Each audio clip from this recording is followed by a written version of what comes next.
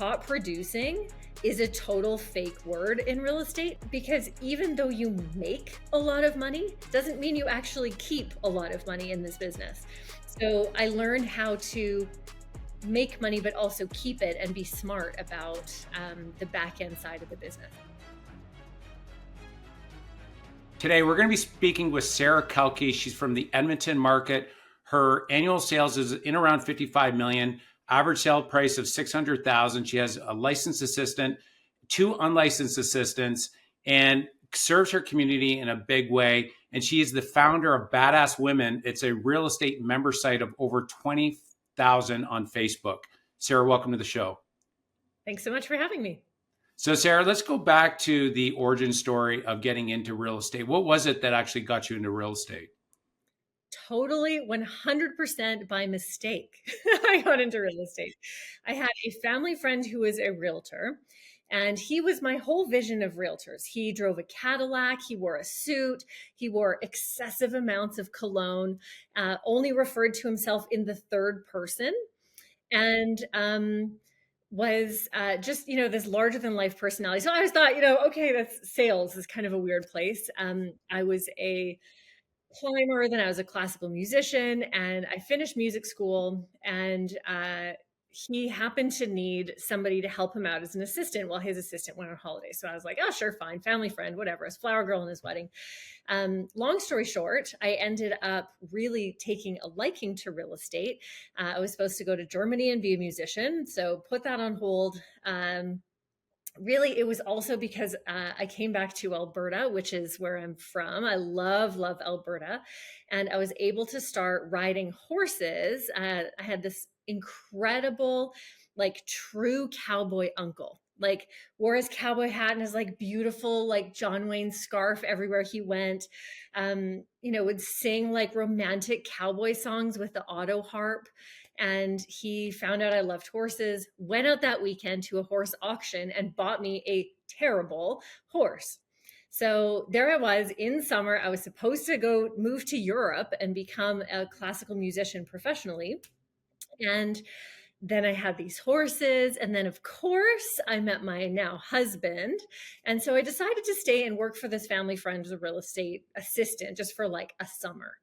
And then, that summer kind of led to that year. And then that year kind of led to, well, here I am. And I was about to go to law school. I thought, okay, well, if I'm going to stay in Edmonton, I'll do something responsible with my life. I have very classic European parents. You're only valid if you're a doctor or a lawyer. Those are the, Right. Maybe an engineer. Yeah. That kind of thing. Had to get 100% on every test in school. Really, just like you just said that you were one of 9 kids. So was my dad. One of 9 kids, grew up on the farm. We were really, really I have only 2 kids, but my dad was one of 9. So everything was hard work, hard work, hard work. So there I was, found myself with this horse thing. I was going to go to law school. And the realtor that I worked for at the time said, don't go to law school. Stay and work for me. He was, kind of okay-ish realtor. He's right, maybe number 30 or 40 in the city. Said, work with me, help me build my business. And in 3 years, the time it would take you to do your law degree, I'm going to retire. I was okay, that sounds amazing. And he said, I want you to treat this business like your own, and you can take over the business when you leave. And it turns out I would be a absolutely terrible lawyer because I got none of this in writing. And I gave up going to law school, worked for him, got my license, worked as a licensed assistant, worked, 10, 12-hour days, built his business from number 30-ish to I think the top we got was about number 7 in the city for RE/MAX. And RE/MAX in Edmonton is the thing. It's the big deal. It's 50+% market share. So that was the thing, we're doing so well. Year 2.5, I get married. I bought a house. I was ready to go, building this business, ready to take it over as my baby. And December 10th, I was supposed to take over January 1st, December 10th, 2009. He sits me down in the office and he says, Sara, I changed my mind. I'm not retiring. Oh, yeah, wow. The expression on your face is exactly how I felt.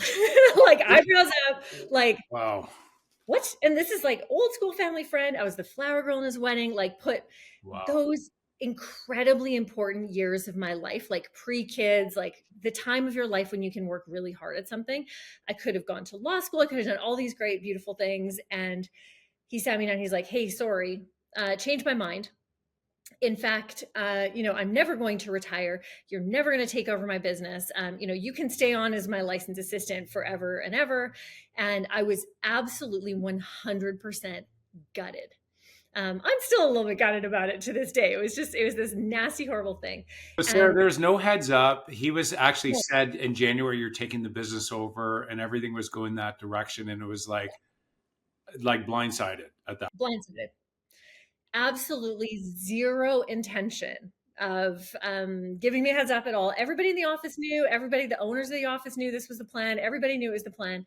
But like I said, not meant to be a lawyer because I didn't get it in writing. Although, with family friends, you don't think you need to, which are the people you should the most. But anyway, so I talked to the owner of the office and things got weird. And I said, well, what do I do? And the owner of the office said, well, you should walk out and leave. Go be a realtor, go join another brokerage and start your own real estate business. So I was like, so I just bought a house. We just paid for an expensive wedding. We had all of these things that, we paid for. And I've been like completely financially independent since I was 17 years old. So this was all like on my own back, my own savings. I didn't have like mommy, daddy I could call and be like, hi, can I have a bunch of Yeah. money? Like, Yeah.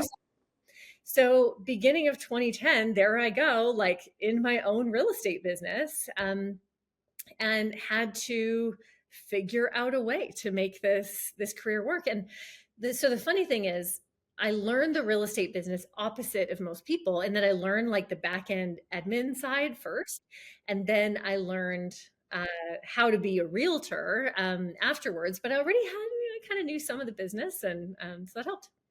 That's phenomenal. It's interesting. The 3 years you would have been thinking about building the business, by the end of the 3 years, compared to going to law school, like the practicality and the things you would have learned, knowing that you were taking the business over, I'm sure you were reading books, you were learning how to scale. You had like a practice, like looking back on that, was probably the best thing that could have happened for you for your development, I would think. Is Oh that yeah, looking back on it now? Do you think so? I mean, absolutely. because you're taking it in a completely different direction. I'm building this, and you're not just a licensed assistant. So was that like a huge, we'll say, a gift when you look back on it in your development? Yes, massive, massive gift. Wow.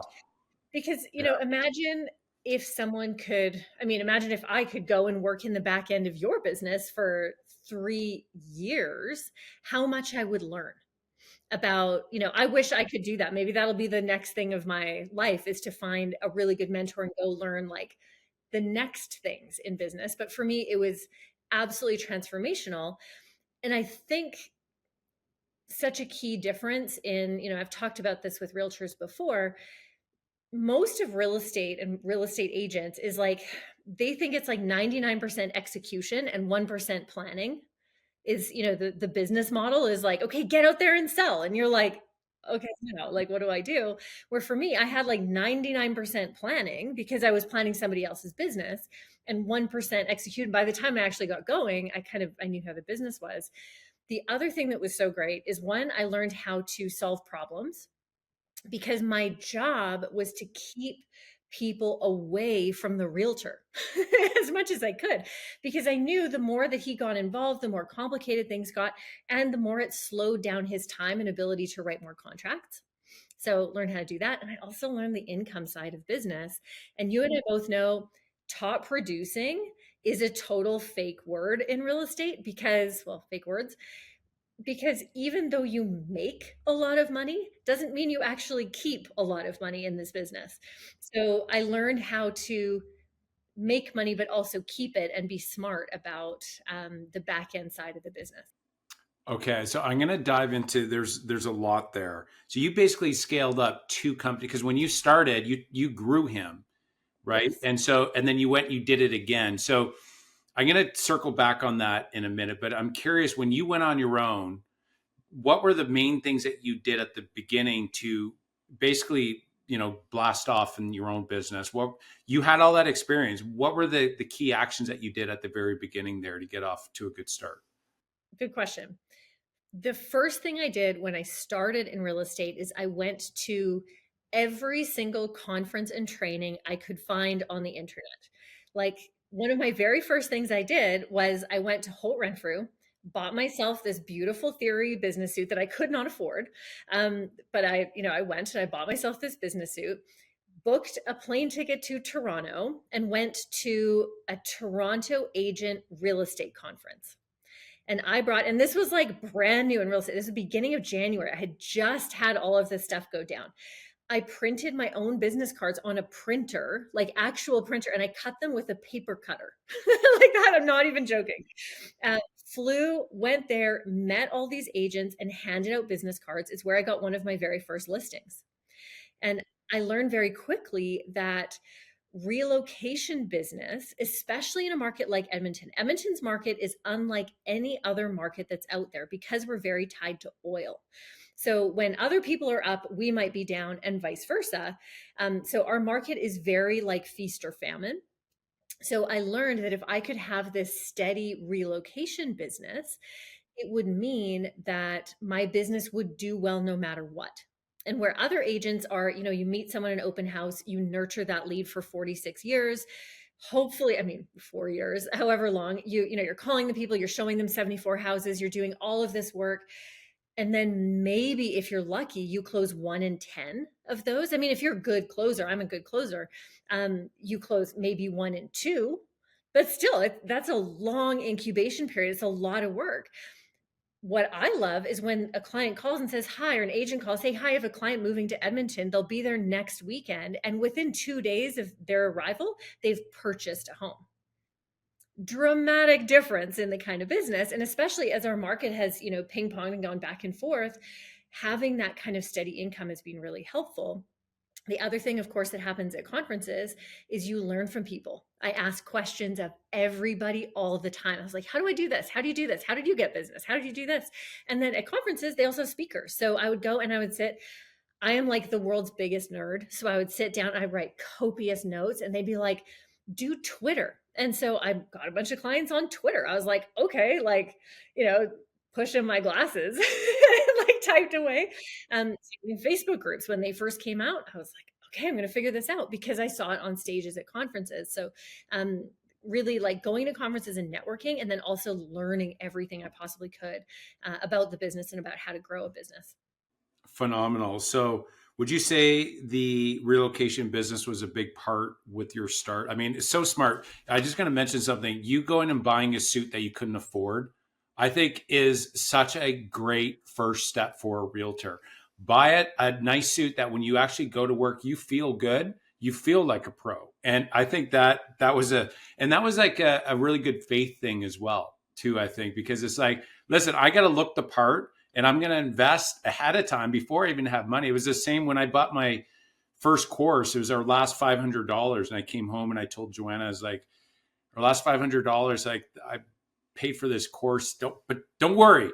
It's going to be really good as a 9-week accountability course. And I invested but there's faith that goes along with that. That it's like, I'm really what you were saying when you bought the suit, just like with me taking, investing in the course, and with you flying across the country, it's like, I'm investing in myself. I'm taking a bet out on my own. And, that is something that not a lot of people will do, but it speaks volumes. And I think it's that beginning part. So desire, but then having faith, desire to be successful, but then having faith in taking a step forward, even knowing that it may not work out, but you believing that it will. And I think that's something that you did at the beginning, which was an excellent first step. So the question here, though, is the relocation side of it. Do you think that was the biggest, outside of buying your suit, was that the biggest part to be able to generate business at the very beginning? Because there's a lot of agents out there. It's like, I don't even know how to get business. I'm newly licensed. And what's kind of a really great thing for me to start to actually, generate, people that actually want to buy and sell homes. So is that the biggest thing that you found for yourself in your success when you first started? I think the biggest thing was having an attitude like a farmer. farmers, grew up in a farming family. So, um, as a farmer, you can't just immediately plant one crop and be successful. Maybe if you inherit the family farm, and your family has everything established. I had zero established. So for me, I always talk about, if people have garden, maybe it's not a downtown Toronto kind of thing, but when you garden, imagine you're trying to feed your family. You're going to plant a row of carrots and a row of beans and a row of potatoes, and maybe you buy a cow and a calf, and you have several things on the go all at once. And that's always been my approach for business. I was speaking at an event and with Tatiana Londano, and she was saying this thing. She was like, why do realtors just think there's one thing they should do? Like, you can't build a business just on Facebook posts or just on Instagram. She's like, you must do many things. And I agree. You have to have many, many different crops in your garden in order for you to not starve. Because, what if there's potato beetles one year? What if there's, the market crashes and you don't have that relocation business? You don't have something to keep you afloat, right? So at the beginning, I was like, learn everything I could at conferences. But then probably the number one thing I did, if I was to have one thing, it was to relentlessly and like shamelessly take action on any idea I had. Meaning, the action is the most important part. The technique is less relevant. You know what I mean? Like, it's less important. Like, oh, I did Twitter, because agents are like, what's the like magic sparkly thing that's going to be like, rain down on me all this money? And I'm like, the magic sparkly thing is taking the action. So at that time, it was, Twitter. This is a really, really long time ago. Make the posts, go to the meetups, go meet all the people. Um, join Facebook groups, like be active in the Facebook groups, go meet people in person, like go show up and volunteer, go show up and do whatever the things are. But ultimately, it's like, how do I make connections? And then how, with those connections, do I become somebody who is, top of mind as not just a real estate agent, but the real estate agent? So good. We talk a lot about this on the show of taking action in a massive way. And so what's interesting in real estate, and I've heard this before, it's like, wait a sec, I need to build my business plan out. And the reality is all you need is like a one-page business plan. Anything more than one page is too much. Write down what you plan to do on one page and just start, because the reality is when you first start, you don't know exactly what's going to stick or not. And so it may be in your market, something might work really well, but in another market, something might not. You might actually resonate with one way of lead generating that you just love doing and you get really good at it, that you probably won't know until you actually start with the execution. And sometimes it takes, you got to do the repeat over and over, and then you get really good as a byproduct. And then all of a sudden it clicks. But writing it down on one page and then starting to take action, you're going to learn as you go. And that one pager, just be open to changing as you go. But I think, Sarah, a lot of agents, they get so caught up on what's the perfect thing, but they miss the execution part of it. And you don't know what the perfect thing is until you start swinging. Yeah. So this is that's powerful, and you nailed it. I mean, you put a lot of lines in the water, and you see, like, fishing is another analogy. I like your farming reference there. It's like you just don't know what's going to take. The key is to actually start moving in a direction. And so, as you started scaling up, you were taking massive action.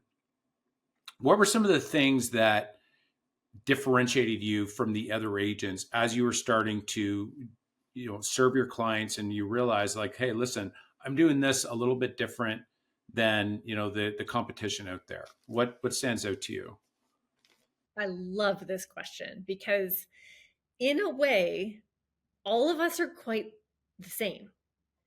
But what I say now to my clients is, most people, at the beginning, I had professional photos. We had really, really great photos. We had really, really great, we're the first ones to have video tours. We're the first ones to like sign on iPads, like to do all the techie stuff. But a lot of people can do that stuff. What you really hire when you hire someone, an agent, I think, is what's up here. And really, like, I think what's in their heart too.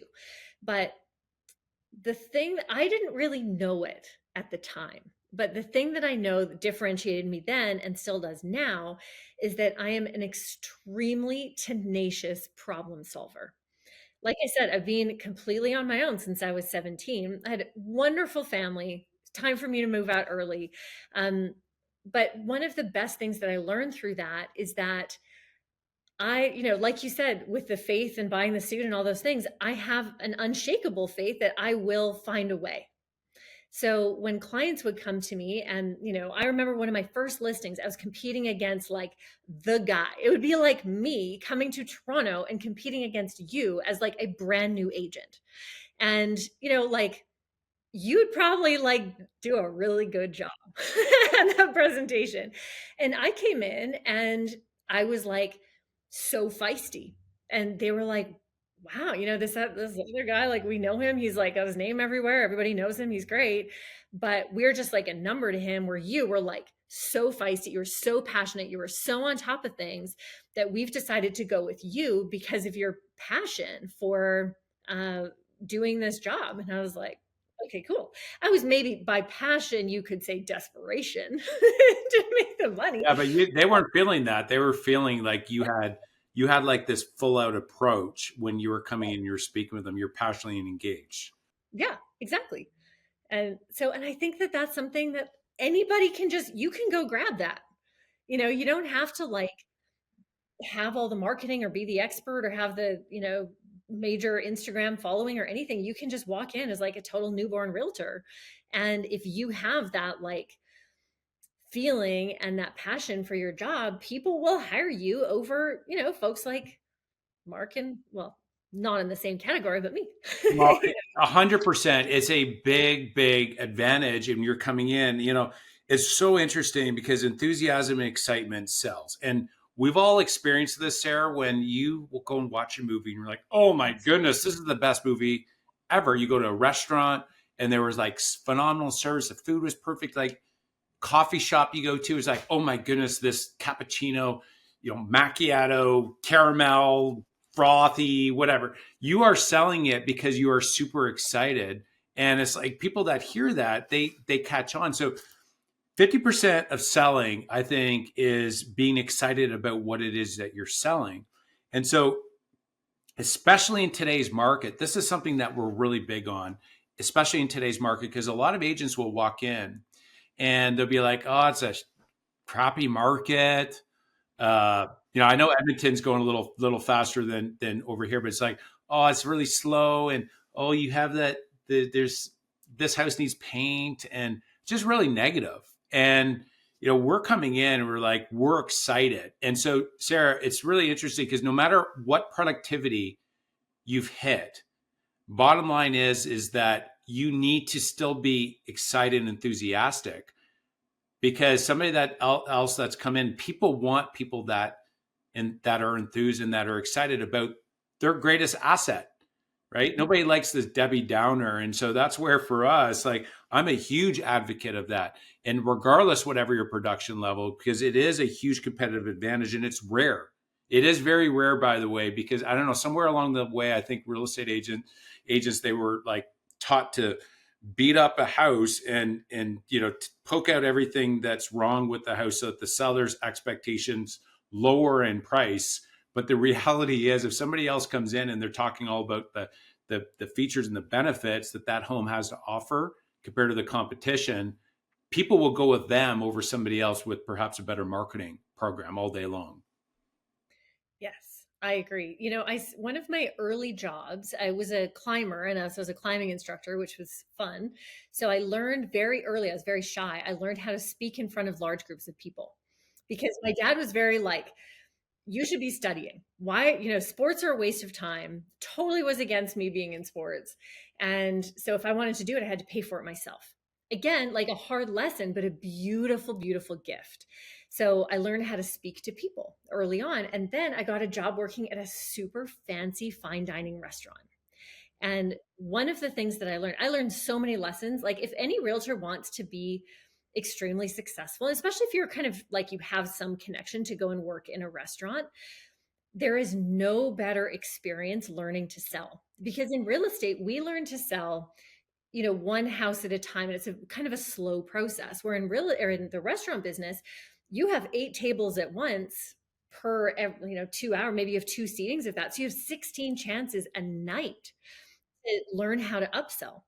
Remember, I was living on my own. I was working two jobs and I had to make money and wanted to put myself through university and all of these things. So I was like, okay, learn how to make sure everybody orders a cocktail, and really expensive cocktails. Make sure they order a bottle of wine, and like they better be ordering a nice bottle of wine and appetizers and the best entrees. And you can't do that if you're like, they're like, well, what do you recommend? I'm like, well, you Yeah. know, the sea bass isn't bad. You had to be in, like, this was a long time ago. And our sea bass was $44. And it was the number one thing. And as a server, especially at that time, if I did a great job, I got 20% of that.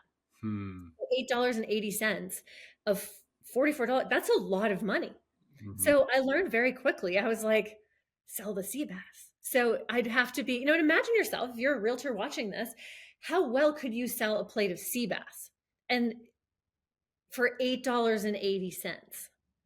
Could you, like, if you did an office challenge with your whole team, could you actually upsell a table? And I swear most realtors couldn't sell anything if their life depended on it. They could not enthusiasm, they could not come up with words. They couldn't be like, well, sir, if you're looking for a truly incredible experience tonight, our sea bass is the only sea bass in the city that I recommend to anyone. It is absolutely legendary. Like, I didn't even get to try the sea bass.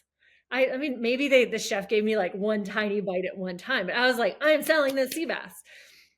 Most realtors, just like you said, they come in and they couldn't sell people cocktails. They wouldn't think of any of those things because they're not thinking about the upsell. They don't learn how to sell early on. And I swear that's one of the things that, you just preaching to the choir with the enthusiasm part of it. So they don't learn when they start. What else do you think is at the heart of agents not knowing how to sell or upsell? Is there something there that is like, because it's pretty prevalent out there, and you hear stories like you go in, you're to a listing, and you're speaking with the seller, like, yeah, this just happened with this realtor. Like they actually yelled at me when they came in because I told them I wasn't going with them, and like there's many stories we could both share. But what do you think is at the heart of many realtors just not, we'll say, being enthusiastic or excited, or like having the ability to actually sell what it is that they're actually selling? So I think it's two things. One is the obvious, which is, are you actually hungry to make the money?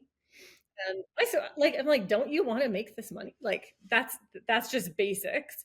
The other one is you can't sell something if you don't know anything about it. I couldn't sell someone a $100 bottle of wine over a $30 bottle of wine if I knew nothing about it. So I'm like, oh, you should just buy this because it costs more, is not valid. When you meet with sellers and you walk through their home, if you're talking about things to be enthusiastic about, as a realtor, you have to come and say, oh, are these, like leather grain countertops? Is this, like, you have to understand, go to show homes, learn how, wow, this is like a super upgraded high-end built-in wolf range. This is a $35,000 range. Did the other agent know that this is a $35,000 range? Because so often they're like, they don't know. The realtors just don't know their product, period. If you can't go down into a mechanical room with the seller and parlay all the parts and say, oh my gosh, like this is a, super duty upgraded, in-ground heating, whatever system, you're not going to build their trust, and they're not going to think that you're able to relay that additional upsell value to a buyer. Because, maybe there was a crappy house built exactly the same time down the block that just sold. And your job is to be able to say, no, no, no, that house was just builder basic. That was a Honda Civic. You're in like an M series BMW coupe. Like, this is a totally different animal. You can't just say that. You have to explain why. And here's all the reasons. Here's the components. Here's, all of the different ways that the house was built that make it better. And as soon as you come to the table with some understanding of the components, just like, if you were to say the $100 bottle of wine, well, it's been aged. It was, by this award winning producer in California in a beautiful year, that had a special perfect amount of rain and, unicorns flying out of the vineyards, like whatever the things are. If you don't know your product, you're not going to be able to sell really anything with any sort of conviction and excitement. You're just saying words at that point.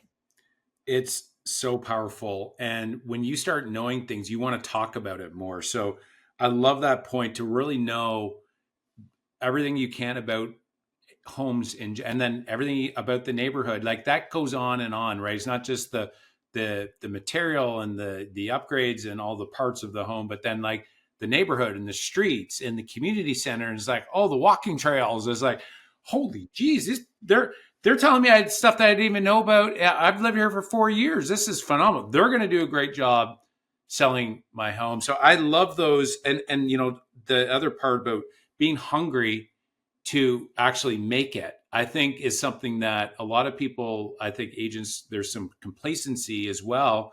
But if you can actually be hungry and actually take that step and get a little uncomfortable and actually ask for the order, I think that's a big one. I'm going to add one more because those two are like super powerful. And the last one I'm going to say, to just, put the cherry on top of your beautiful sundae that you just scooped out for everybody, is that I really believe that a lot of agents, at the root of their thinking, that they truly believe or don't believe in the service being the best option for the client. And so when you don't believe that something is the best for them, or that they're going to get something that's half-assed, you're not going to be excited about it. So one of the best things you can do is actually improve your service so that you can be more excited to actually go sell the service. And I think that's where a lot of agents maybe skip the step of like doing a really good job. And if they actually go back and they do it, then they can be enthusiastically and genuinely excited to actually sell them. So I think if you do the two and then that third that I said, the three of them together, it's really going to help, close more deals as a natural byproduct. All right. So moving on here. So you've started to be successful. What was it for you that said, okay, I'm going to start, hiring and bringing on other people at that point? Was there a certain production level, or was it just like, you know what, I'm hiring somebody that is actually better at me than at certain things? So I was probably the only assistant in the city who hired her own assistant. So when I became a realtor, I took my assistant with me. And so I'm a big believer, because I came from being assistant. I don't think anybody should even start in real estate unless you have someone already working for you. Real estate is not an administrative job. It's a people job, a problem solving job, a being out there job. It is not let's sit back and do paperwork kind of occupation. So I always have had an assistant since day one. I believe in them very passionately because it's where I came from. As I have found the easiest solution for, when realtors are like, when do I get an assistant? It's when, exactly what you said, Mark, it's when you stop being good at something that is necessary in your business. So if you're just not sending out the birthday cards, for example, if it's something you really feel passionate, you want to do, you want to stay in touch with your clients, you're not doing it, it's just bottom of the pile every single day, you need to hire somebody to help you with that. There's so many things in this business that you can outsource, but I've always had an assistant. And every time I've hired another assistant, it's because the assistant plus me start getting bad at doing something. And we're like, oh, we need somebody to do this for us because we're just not getting to it. Or somebody else could do it better than us. So you nailed it, and even in the question. So yeah. Amazing. So what would be some habits or some routines that has boosted your productivity through the years? One of the first, so I have a whole bunch and I could probably go on forever, but one of the main ones about taking action is, that phrase, if it takes 20 minutes or less, or I think if it takes 3 or 4 minutes or less, do it right now. That's how I live my whole life and my whole operation. If somebody pops into your head, send them a text right now. If you're in a neighborhood and you think of a client, text them that minute. Later does not really exist in real estate. So now is the key. The next one is elbow time. So elbow time is kind of like elbow room, but elbow time is where I will schedule every appointment every 2 hours during the day for the most part. But I know that those appointments take me anywhere from 60 to 75 minutes or so. Plus, you have about 15-ish minutes of driving time. I'm in Edmonton; it's not that far to get anywhere. So a little bit of driving time, and then you sit around the corner or somewhere on the side of the road, and you have 10 minutes or 15 minutes of bubble time to mash out your emails, get back to everything you need to. Now I have an assistant who checks my emails for me, but mash out your emails, follow up on anything, do all of those things while you're already out and about, because then you're in kind of like go energy and you're feeling like feisty and fresh and you have all the good ideas and you're about to meet with another client and things are feeling really like you're in doing it mode. The worst thing that can happen to agents is they give themselves a whole day in an office, because a whole day in an office, you're going to get an hour's worth of work done. Where if you have, three 15-minute chunks, you're probably going to get 3 hours worth of work done. You know what I mean? Because you're kind of like hustling. So one of the first, do it now. Build yourself little pockets of time with like little bits of almost scarcity so you can get stuff done. Templates are huge. I do not believe in writing out the same words or the same email twice. So if it's something that you're going to do over and over again, save it as a template. Just like literally YouTube, how to save a template in Gmail is the easiest thing. Click the button, there it goes. Same thing, I use text shortcuts all the time on my phone. I never type out like, here is my office address. I'm like, OA, and it types out my office address. Like little simple things like that make a huge difference. Other time hacks are have a routine for your week.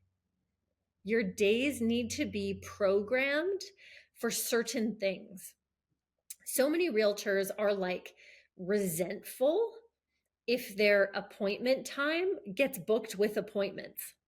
It's a very strange mindset in our job. I'm like, no, but like evenings and weekends are like when you do appointments. So when somebody calls and says they want to see a house, you should have that time blocked off as like, now I go show houses.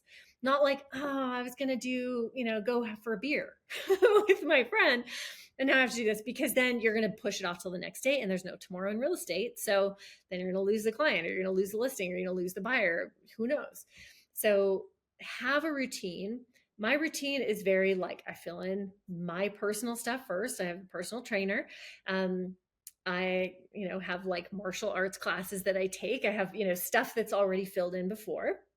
Time with my horses, time with my daughter, like that stuff already filled in. And then I follow kind of the natural rhythm of the week. Monday is like my office meeting, meet with my staff. We have the same meeting on routine every single week. Tuesday, Wednesday are more like client connections, or Tuesdays. Wednesdays are learning mastermind days. Thursdays are social media days, and Fridays are like a general kind of open day to do other random appointments. And then Saturdays, obviously, full blown appointments. My mission, and this was one of the things when I first started in real estate, there was such a mindset of my mission through the week is to fill my Saturday with appointments. Like if I didn't have like 10 a.m. till 8 p.m. booked solid with appointments, I had failed somehow. It doesn't really matter what the appointments are. Like even if I did 6 open houses in a row, not which I never did, but God forbid. But if that would be what it had to be, that would be fine. But your mission is to fill in that day full of appointments. So yeah, that's plenty. Oh, there's lots there. I mean, I love the pockets of time. It's that the Parkinson's law, like giving areas or pockets of, let's say, time of constraint. So you give yourself, okay, 50 minutes, and you got to squeeze an hour worth of work into 15. Just like it's the same rule that applies when you're going away on vacation and I got like 24 hours to get a whole week's worth of work done. It's kind of like, for me, it was like before like a big test, I would cram right before and I would just absorb a whole lot more back back in the day. Now I give a little bit more time, but still I'll leave it to last minute, but then I compress it. And so the routines, the templates, really, really good. Now, the presentations, when you go out on, say, a buyer or a seller appointment, do you have actual, like a presentation that you go through, and kind of take us through what helps you convert, clients from an appointment to a signed agreement? Do you want to go buyers or sellers or either one? I can do Pick both. whatever you think is a better conversation. Okay, well, let's talk about sellers. Yeah. Um, so I have a few steps to my appointment process. I have an answering service that answers all my phone calls. So no one gets a voicemail is really what I'm after. They get booked in my calendar, and the expectations begin then, where they say, Sarah's going to send you some preliminary data and her seller guide before you meet. Because I don't want to spend 2 hours with a client when they get tired and they can't sign a contract because it's taken us too long to cover all the material. And as we all know, selling a house is very complicated. There's a lot of steps to it, to doing a good job. I mean, the actual sale for us, you do it a lot of times. It seems simple, but there's a lot of steps to it. So we send them preliminary data before I meet, usually about a day before. And we call it preliminary data because it's not a CMA. I haven't even seen their house. So I just send them like, hey, here's the sales in your neighborhood of houses that are somewhat similar to yours. So they can kind of like prep in advance for me to meet them. Send them, the city assessment, like just some, basic data that we can pull for them. And then we send them the seller guide as well. When I arrive, I have a beautiful folder, and it has, the seller guide in it. It has some like custom locally made chocolates. Restaurants leave people with something sweet at the end, and you want to do that for your clients. I usually bring like a little thank you, like coffee card, just like $10. It's not like a client bribe or anything. It's just like, thank you for the privilege of having me in your home. Then I have all of that same preliminary data printed out because, again, I haven't seen the house before, so it's impossible for me to do a proper CMA before I get there. Then I always sit down at the table with them first before touring the home, and I ask them, how can I help? And then I let them tell me their story. Why are they moving? What's going on in their life? And at that point, once they've given me context, I know how I can help move the appointment forward. A seller who you meet with who says, well, we got relocated to Houston and we need to be moved in a month and a half is a very different consult than someone who says, well, we're thinking we might need a bigger house down the road. We're thinking of selling and buying, but we need this like perfect unicorn property. And we need this kind of price and whatever. They're two very different appointments. So it means I'm able to customize their appointment right from the very beginning without me personally having to spend 14 hours on the phone with them up front, which is very hard to do with the schedule, right? Like every realtors will know at a certain point, like answering the phone is one of your most impossible tasks in a day because you're out in appointments where you should be. Then we'll go tour the home, and we leave all the seller guide and stuff for after we go tour the home. My job, exactly as you said earlier, Mark, is to be enthusiastic about the house and to point out all of the great things that they have done or upgraded or that already upgrades in the home. And noticing and telling them that you notice is one of the easiest ways to get the business. So, you're like, oh, Decton counters. Wow, those are beautiful. And they're like, how do you know that those exist? And, you start building this rapport with them as an expert as you walk through the home. I take notes. I use an app on my iPad called Pen Ultimate. So I write handwritten notes because it allows me to stay engaged with the person face to face. I would never be able to do that if I was like mashing on my keyboard or like my thumbs on my phone. So I use Pen Ultimate. It syncs with Evernote. It got bought out by Evernote. So it syncs across all of your devices. So imagine a notebook that goes with you on all your devices. It's amazing. And then we sit back down at the table and I go through briefly my seller guide. It takes me maybe 5-6 minutes. It's really not long. Everybody thinks you need this like super duper blah blah about yourself, this, that. They've already picked you. They already want you in the house. So you just do the quick highlights of what would be important to them. Make sure you talk about, what you do, what makes you different, what's up here, the strategy. then I always will tell a couple of, on at least one, maybe usually two stories of clients who I've helped similar to them. So like, and if you're in sales, you will naturally do this where you meet someone who is relocating, you tell them a story about, well, I helped a family just like you who had to relocate on a short time. Here is what we did. So even, having a prescribed, like for every listing, we do a virtual tour and we do floor plans. Like, yeah, of course you do a virtual, like you would be a terrible realtor if you didn't do a virtual tour and floor plans. But no offense to the realtors who don't do it, you should do them.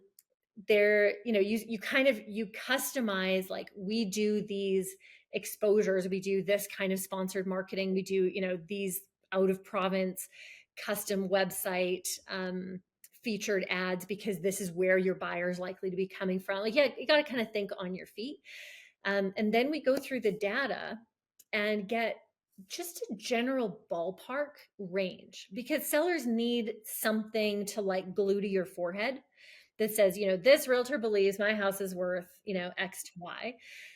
But I've learned over the years, I don't walk in, I'm not, remember like that movie Big where there's the Zoltar who has like the fortune that zips out of his mouth. It's like a really Yeah, obscure movie. yeah, You remember it? Yeah. yeah. I do actually. Yep. That's not what I am. And I Yeah. explain this to sellers. I'm like, we're going to talk about what a reasonable range is, but that range is going to change if you're going to list today, if you're going to list six Right. months from now, if you're going to paint and clean your whole house from top to bottom, if you're doing renos, if you're this, if you're that. And so it gives me that flexibility to walk out and instead of just a number sharpied on my forehead in their mental imagination, it's the full package of strategy that I bring to them. And like, all right, well, this is kind of what we're looking at. You can get more if you want to do this. And then there's one of the most important questions that I'll ask them once we've talked a little bit about numbers, gone through some of the homes, I'll click through the photos with them, is this what you are expecting? And then, as any good salesperson, I shut up and I wait for them to answer. It's a very non confrontational way to find out where they're at. Because some people play their cards really close to their chest and they'll be like, well, another realtor told us it was worth this much. And then I know, then I'm like, gotcha. And I can, okay, well, how did that feel? What did you think about that? What didn't you like about their approach? That I'm sitting here, you didn't sign with them. So, what didn't you like about them? And you can build on some of that stuff.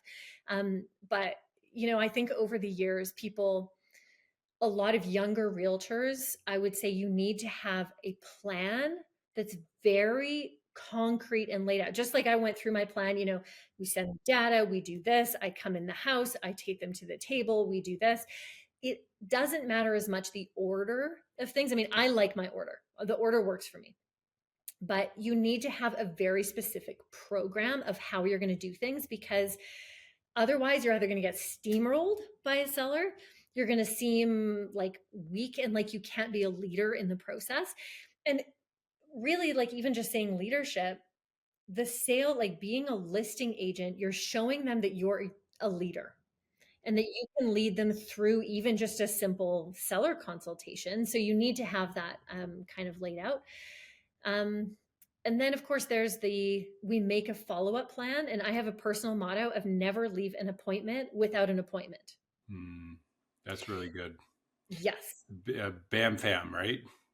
Book a meeting from a meeting. Book a meeting from. Oh, yeah. Okay. There you go. Yeah. I don't know that. But yeah. It's big time. It's like, oh, what happened? It's like, well, they're going to circle back. It's like, well, did you book something? So I keep going with that because I totally agree with it. Very smart. Yeah. My easy soft close for most of my sellers is, when would you like to book the photos? Not, would you like to sign this very complicated, sweat-inducing contract right here on the spot and have like our collective teen spirit moment? I'm obviously going to try and get the contract signed right there on the spot whenever possible. But booking the photos is a very soft way of doing it, because everybody needs a deadline and everybody the greatest gift you can give them is a decision. And they're like, yeah, we already have photos booked. Like we're good with you. Like we're ready to go. Like sign us up.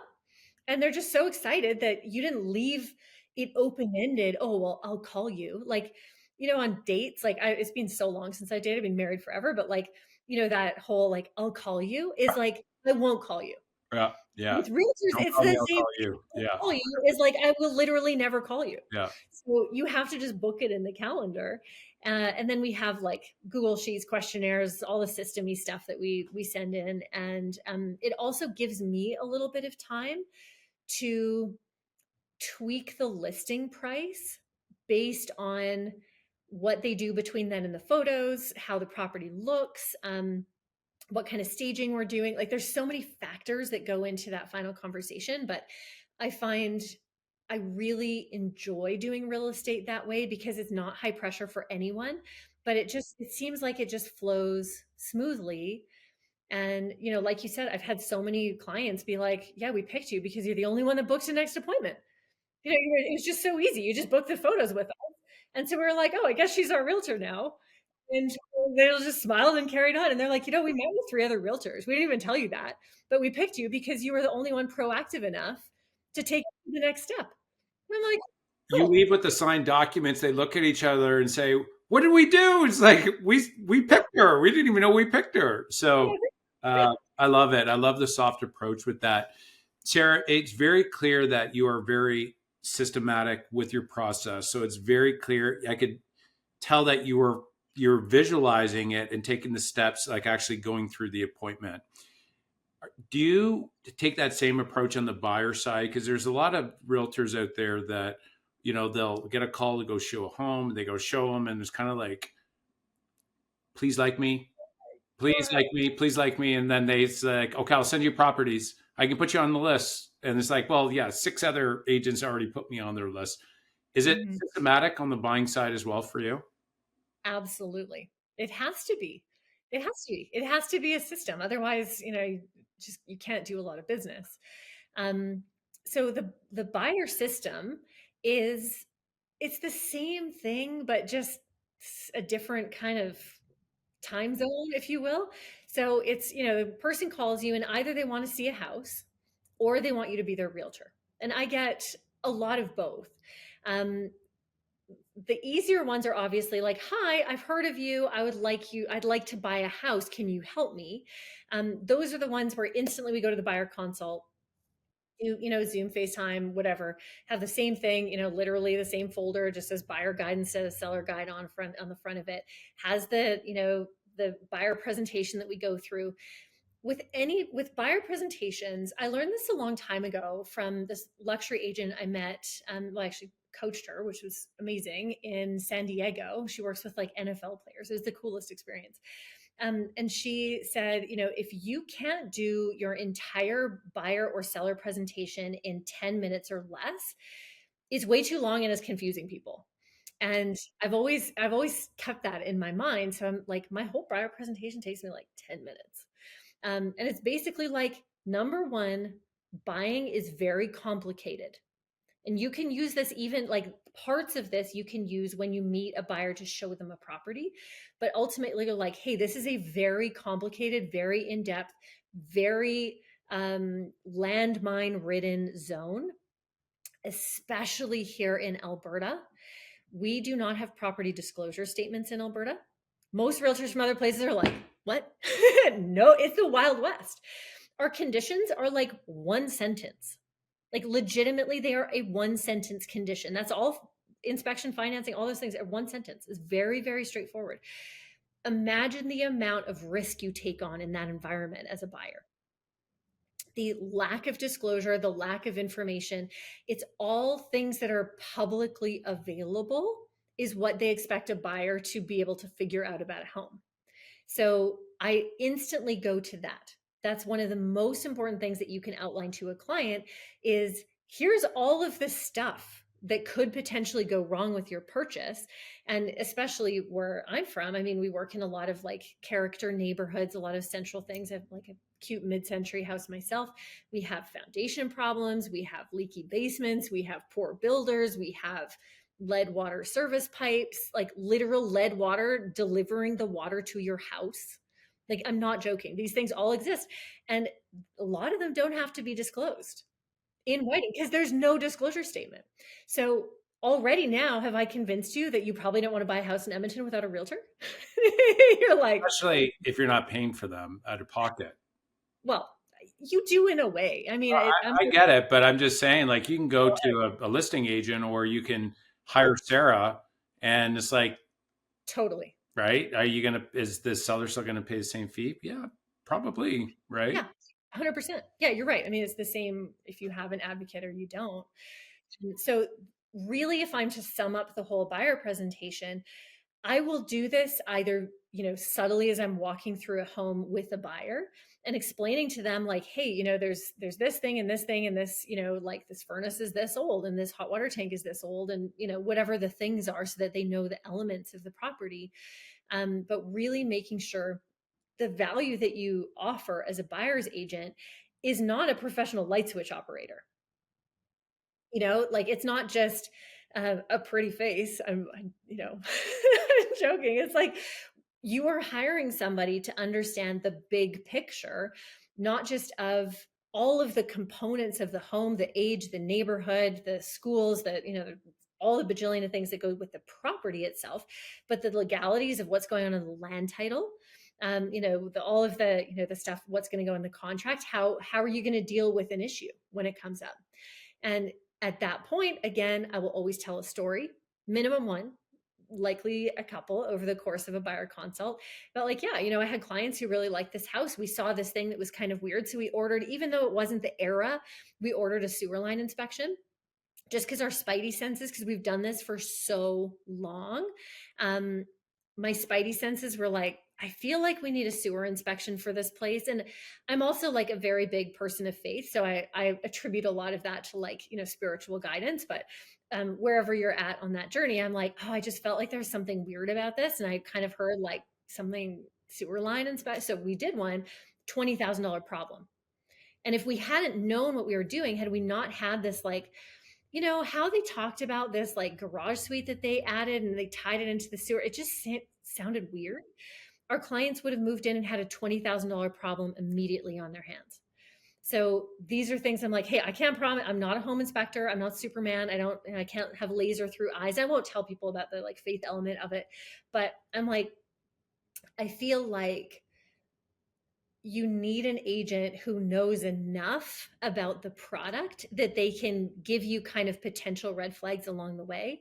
And that's a huge part of it. And then of course, we work with buyer brokerage contracts. So we do that. And then even, I won't bore you through all the details, but every step of the buyer journey, we have, email templates, even like how we show properties is very prescriptive. Certain neighborhoods or certain ages of homes will show them in a certain order. And our clients are like on board with this. We're like, okay, we're not going to see the inside of the house first. We're going to walk around the outside of the house first. Or we have basement first policies for certain types of homes where we can't see the pretty house. You have to go to the basement first. So you get all that stuff as you start, kind of learning more about homes. But the general rule of thumb for agents, if you're listening to this, is if you can go sit with a home inspector, take them out for lunch and say, okay, run me through what are the common problems for each decade of homes that are built in our neighborhood? Then what are the problem neighborhoods? If you were to give me a top 5 most problematic neighborhoods for home inspectors in the city of Edmonton or Guelph or wherever you're coming from, you'd be like, oh, they'd be like, oh, easy, Park Allen, number 1 most flooding neighborhood in Edmonton. It is. McKernan, where I grew up, number 2. Alberta Ave, horrible foundations. Whatever, right? They're gonna, sell lots. Those neighborhoods are still good, but you learn all of that stuff and then you put that all in the memory bank so you can use that to help buyers have confidence in you. It's so good. It really is. By going over what things could come up, the beauty of that, I think with a lot of buyers, they think that there's no problem what they're doing. And so what you've done is you've actually introduced an actual problem as you identified it. It's like, oh, I didn't even think about that. And now that's where you can, show empathy with them, share a story, and then offer them a proven process to be able to bring them around, to be able to get them there. And I think that's what would actually make somebody motivated to say, okay, Sarah, yeah, we'll hire you. Otherwise, if you don't go over that, It's like, no, I'm good. I don't need you. I'm looking at homes myself. So I think that approach and doing it in a kind of a short, condensed way, 10 minutes or less, you had mentioned, is really smart. All right, Sarah. So through the years, we've worked with thousands of investors, and it got to a point in Ontario where pricing went up astronomically. Interest rates went up, and it was harder for us to find cash flowing properties. So we actually created a sister company where we actually go buy multifamily properties down south to be able to serve our clients, to be able to be an investment option there for them, to be able to invest into cash flowing properties. Edmonton is a little different than Ontario. So I'm curious, what options do you give to investors that come to you and say, hey, listen, we want to invest in real estate? Like, give us kind of a typical, we'll say, solution that you're offering investors that come to you that want to invest. It's a super good question. I'm kind of like meat and potatoes of my business is residential homes. So usually I'll talk to them about like, this is what you get in Edmonton is pretty much you cover your costs. There isn't a lot in terms of like cash flowing, and cash flow here is kind of you can get cash flow back depending on how much cash you put in. That's all it is. So, when people call and they're like, there's so many like investors who really aren't actually investors. They're just people who have like a little bit of extra cash. And I'm like, Edmonton is the single best place that you can invest because you can cover your costs. You can't buy a condo in Toronto and rent it out and cover your mortgage and your property taxes, your condo fees, your special assessments, whatever. Here, that's pretty much the norm. That's like how almost value is determined. It's like, well, if you buy a $500,000 house, which is actually a decent house in Edmonton, by the way, like the prices here are so low, you can rent it out for, $2,800 a month, which covers your property taxes, your mortgage, so long as you're putting 20% down. And it's an investment that will uh, be like a forced savings plan for you for 25 years. All you have to put down is that 20%, and literally it just pays for itself over time. You have to do a little bit of maintenance, a little bit of this, a little bit of that. It's all baked into your rent. Very straightforward. The biggest opportunities, especially for out of town buyers, are buying new or even better, nearly new. So properties here, I don't know if it's the same in Toronto, but here builders somehow get away with like not doing landscaping, fence, deck, window coverings, or appliances in properties. You just get like a house on a bare lot. It's absurd. So you want the ones that are the same price, but all that stuff is done. And then you have, so long as it's a well-built home, you could buy 17 of them. They will all pay for themselves. It'll be the easiest, I mean, easiest as far as rentals go, type of investment. You can get into the multifamily side. I don't specialize in multifamily homes. It's something I would love to work on more, down the road in my career. But I mean, I have a kid in elementary school, and my entire business has been taking care of her and selling residential real estate. So I haven't done a lot of those, but a lot of them are quite they're quite challenging because most of the properties that are for sale are require a massive influx of cash. So most of the investors, like I said, I put them in air quotes, who reach out to me, don't have the cash to make these buildings, because it's like the retiree. It's like my dad's generation that are selling out on these properties, and they've been like cheapskates for 20, 30, 40 years. So they have brown carpet, they have old windows, they've falling off balconies, they need new roofs, they need new boilers, they need everything. Those can be extremely profitable, but you have to have a lot of cash up front. And those kinds of people typically end up going to like the commercial firm type folks out there. Edmonton is not a massive investor hub. Even most of the realtors who call themselves like investor realtors, they just do regular real estate transactions for the most part, and then every once in a while they do like a property that has a suite in the basement.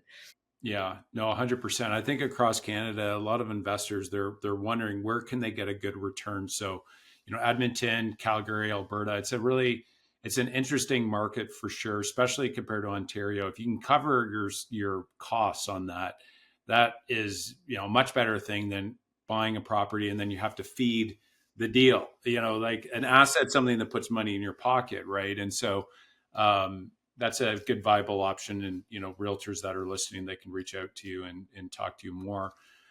Sara, I have three last questions, rapid fire. We're going a little bit over. It's a great conversation we're having, and then we're going to wrap it up. You ready for rapid fire? All right, cool. First question. I'm a big reader, love reading. I'm curious, what is the book that's made the biggest impact in your career? It's a very obscure book called The Awakened Woman, but you can read it too. It's a really phenomenal book by Dr. Tara Trent. It's a story of how she went from living in a village, married off, had 4 kids by the time she was 18 years old, to becoming, I mean, it's the name Dr. Tara Trent, to becoming a PhD doctor, author, humanitarian in the US. It is one of the most beautiful, well-written books that when I read it, like I'm telling you about it, I get goosebumps just telling you about it. Beautiful book. Very cool. All right, second question. 3 words that best describe you. Feisty. Well, I say feisty but fair. Okay, feisty but fair. Is there one more? Feisty, fair, and feisty, fair, horses. horses. Yeah, no, very cool. No, that's great. And then final question is final advice for the listeners out there. Maybe, it's an agent that's thinking about getting into the business, or maybe it's a agent that is just stuck. They've been selling real estate for a number of years and they're just stuck in their career. What advice would you give to them? You need to practice doing hard things so that the hard things in your life don't seem so hard. So go to the gym.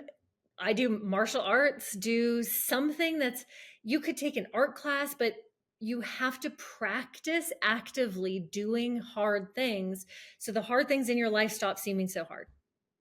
So good. So good.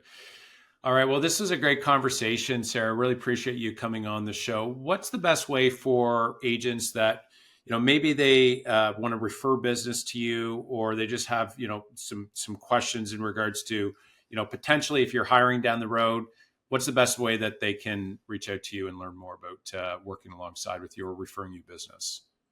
Easiest, just find me on Instagram at Sara Kalke. So first name, last name, Sara Kalke. Amazing. Sara, thank you so much for coming on the show. It was a real treat for me. Yeah, thank you. Amazing. Well, thanks for listening, guys. If you're looking for ways to start building long-term wealth beyond commission checks, and you love investing in real estate, give Sara a call. Or if you're interested in doing more of a passive approach, I want to come and invite you to partner with me on our next apartment acquisition. It's 114 units and it's in Atlanta. You can go to fulloutinvesting.com to learn a little bit more about our process and learn more about how you can invest into real estate passively. I love you guys and keep on going full out.